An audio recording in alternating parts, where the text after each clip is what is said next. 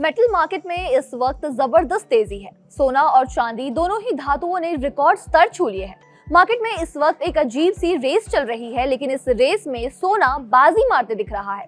जहां gold ETF ने निवेशकों को 13% तक का तगड़ा रिटर्न दिया है, वहीं चांदी की चमक इसके सामने थोड़ी फीकी पड़ गई है। आखिर क्यों सोना रॉकेट बन गया और चांदी पीछे रह गई, समझते हैं। सबसे पहले नजर डालते हैं कुछ आंकड़ों पर। एक रिपोर्ट के अनुसार MCX पर फरवरी एक्सपायरी वाला गोल्ड फ्यूचर्स करीब 9% उछलकर 1,80,779 प्रति 10 ग्राम के ऑल टाइम हाई लेवल पर पहुंच गया।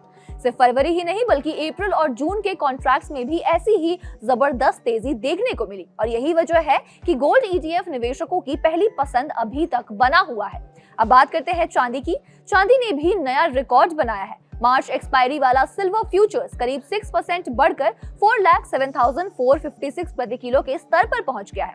रिकॉर्ड तो चांदी ने भी बनाया, लेकिन जब तुलना की बात आई तो सोने की 9% की बढ़त के सामने चांदी की 6% की रफ्तार थोड़ी धीमी नजर आई। कोटक गोल्ड ETF करीब 13% चढ़कर 155 रुपए के नए लाइफ टाइम हाई पर पहुंच गया। बड़ौदा PNB पारिबास गोल्ड ETF में करीब 10% की तेजी आई, जबकि axis gold ETF 360, one gold ETF, union gold ETF और LIC MF गोल्ड ETF जैसे फंड्स में भी लगभग 9% की मजबूती देखने को मिली।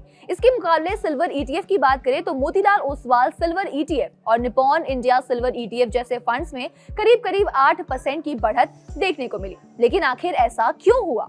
इसके पीछे पहला और सबसे बड़ा कारण है अनसर्टेनिटी का माहौल। ग्लोबल स्तर पर बढ़ते तनाव, ट्रेड सिस्टम को लेकर लगातार कंफ्यूजन और अमेरिका का बढ़ता कर्ज निवेशकों को सुरक्षित विकल्प की ओर ढकेलता जा रहा है। एक्सपर्ट्स का मानना है कि ग्लोबल अनसर्टेनिटी के इस दौर में निवेशक सोने को सबसे सुरक्षित ठिकाना मानते हैं, जिसे सेफ हेवन कहा जाता है। गोल्ड ETF में बढ़ते निवेश ने सोने की कीमतों को चांदी के मुकाबले काफी ज्यादा तेजी से ऊपर की ओर ढकेल दिया है, जबकि चांदी एक इंडस्ट्रियल मेटल भी है और इसलिए उसकी चाल ग्लोबल डिमांड और मैन्युफैक्चरिंग डेटा पर ज्यादा डिपेंड करती है। दूसरा बड़ा कारण है अमेरिकी ब्याज दरों का ऊंचा बना रहना। जब ब्याज दरों में कटौती टलती है और फ्यूचर को लेकर साफ तस्वीर नहीं होती, तब निवेशक सोने में ज्यादा भरोसा दिखाते हैं, और यही कारण है कि गोल्ड ETF में निवेश तेजी से बढ़ा है। तीसरा और अहम वजह है गोल्ड सिल्वर रेशियो। पिछले 12 महीने में चांदी करीब 200% तक चढ़ चुकी है, जबकि सोने में लगभग 80% की तेजी रही। चांदी में मुनाफा वसूली और ज्यादा उतार चढ़ाव का खतरा बढ़ गया है। इसके बिल्कुल उलट सोना अभी भी तुलना रूप से ज्यादा स्टेबल माना जा रहा है। जहां एक तरफ लोग चांदी से हाथ खींच रहे हैं, वहीं सोने में निवेशकों का भरोसा चट्टान की तरह मजबूत बना हुआ है। हाल के महीनों में सिल्वर ETF से भारी आउटफ्लो देखी गई, जबकि गोल्ड ETFs में निवेश अभी भी काफी हद तक स्टेबल बना हुआ है। मोतीलाल ओसवाल फाइनेंशियल सर्विसेज की एक रिपोर्ट के अनुसार पिछले 12 महीनों में चांदी ने 200% का तूफानी रिटर्न दिया है, जबकि सोने में करीब 80% की तेजी आई है। अब सवाल ये है कि इतनी बढ़त के बावजूद आखिर निवेशक चांदी को क्यों सोने की कंपैरेटिवली पीछे छोड़ रहे हैं? दरअसल एक्सपर्ट्स का मानना है कि इतनी तेज रैली के बाद चांदी अब बहुत ज्यादा वोलेटाइल हो चुकी है। आसान भाषा में कहे तो अब चांदी में जोखिम सोने की कंपैरेटिवली बढ़ गया है। इसी वजह से रिस्क रिवॉर्ड रेशियो अब सोने के पक्ष में ज्यादा मजबूत नजर आ रहा है।